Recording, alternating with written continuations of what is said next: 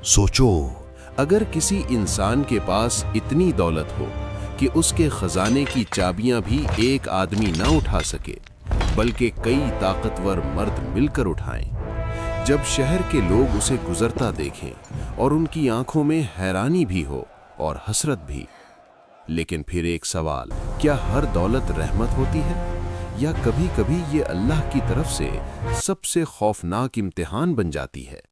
इस कहानी का मरकज एक ऐसा इंसान है जिसका नाम सुनकर लोग कहते थे, ये तो किस्मत का बादशाह है। मगर आसमान में एक फैसला लिखा जा चुका था। ये कहानी सिर्फ सोने और चांदी की नहीं, ये कहानी है गुरूर की, ये कहानी है तकब्बुर की, और ये कहानी है उस दौलत की जो इंसान को अल्लाह से गाफिल कर दे। और जब वो कह दे, मुझे जो कुछ मिला है मेरी समझ और हुनर की वजह से मिला है। उस लम्हे इंसान जमीन पर होता है, लेकिन उसका गुरूर आसमान से बात कर रहा होता है। लोग उसकी जिंदगी को देखकर कहते थे, काश हमें भी ऐसी जिंदगी मिल जाए, काश हम भी ऐसे महलों में रहते। मगर कुछ आंखें ऐसी भी थीं जो सिर्फ दौलत नहीं बल्कि अंजाम देख रही थी, क्योंकि तारीख गवाह है, जब गुरूर हद से बढ़ जाए तो फिर जमीन भी खामोश नहीं रहती। आज से सदियों पहले जब लोग सिर्फ उसकी शान देख रहे थे, उसी वक्त जमीन ने एक हल्की सी करवट ली, जैसे कह रही हो, अभी फैसला बाकी है। ये सिर्फ एक इशारा था आने वाले अजाब का। ये कहानी है कारून की और उस खजाने की जो उसे बचा न सका। मगर असल सवाल ये है, क्या आज हम भी किसी न किसी सूरत कारून नहीं बन चुके? अगर आप ये कहानी आखिर तक सुनना चाहते हैं तो फिर वीडियो को लाइक और चैनल को सब्सक्राइब कीजिए।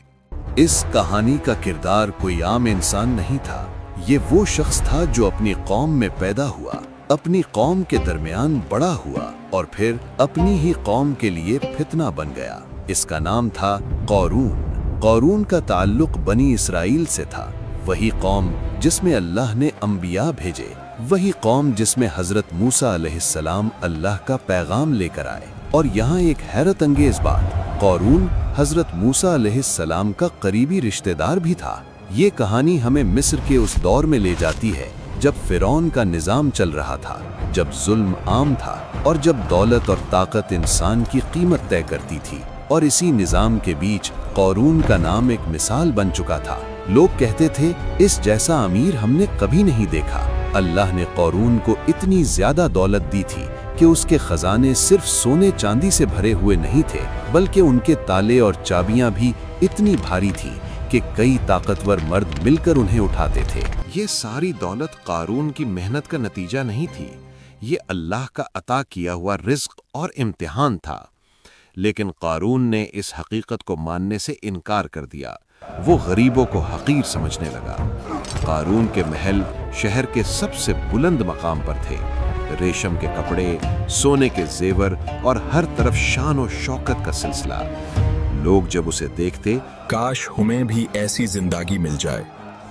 कारून समझने लगा कि दौलत ही उसकी कुव्वत है और कुव्वत ही उसका सहारा।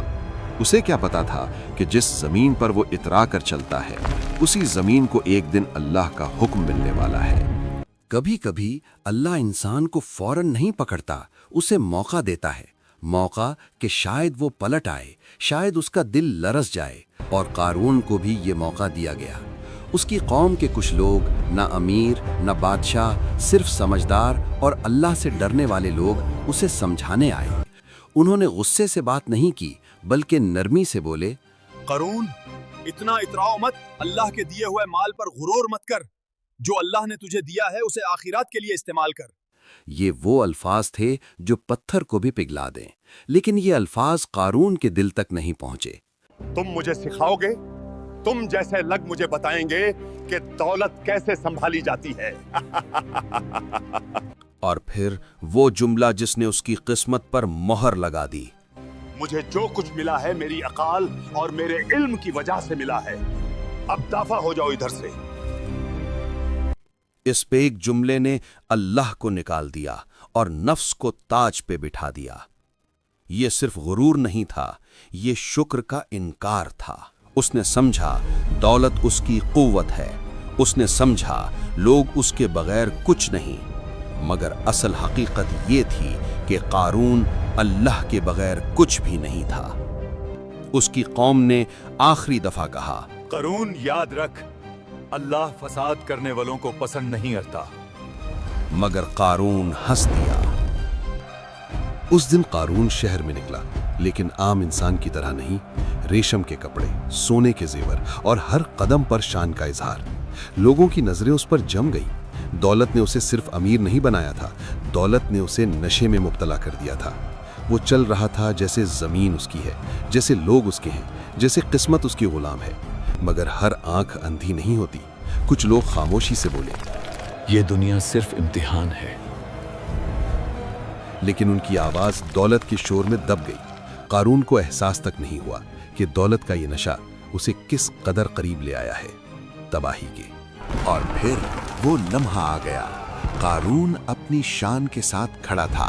महल, दौलत, खजाने सब उसके गिर्द मौजूद थे। अचानक जमीन लर्जी, लोग घबरा गए। किसी ने कहा, ये क्या हो रहा है? कारून ने भी नीचे देखा, मगर अब बहुत देर हो चुकी थी। जमीन फट गई। कारून के कदम आहिस्ता आहिस्ता जमीन के अंदर धंसने लगे। उसका चेहरा पहले जर्द पड़ा, फिर आंखों में डर आ गया। वो चीखा, मदद मांगी, लेकिन आज न दौलत बोली न ताकत। कारून का जिस्म आधा जमीन में था, आधा दुनिया में।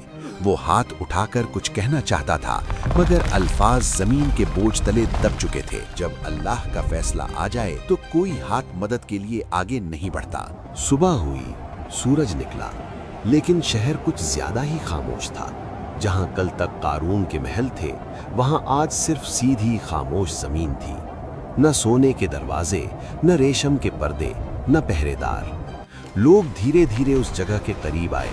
किसी की हिम्मत नहीं हो रही थी कि जमीन को छू भी ले, क्योंकि वो जमीन सिर्फ मिट्टी नहीं थी, वो गवाह थी। कल तक जो लोग कहते थे काश हम कारून जैसे होते, आज वो कह रहे थे, शुक्र है अल्लाह का कि हम कारून जैसे नहीं हैं। उनकी आंखों के सामने दौलत का झूठ पूरी तरह नंगा हो चुका था। न कारून बचा, न उसका खजाना।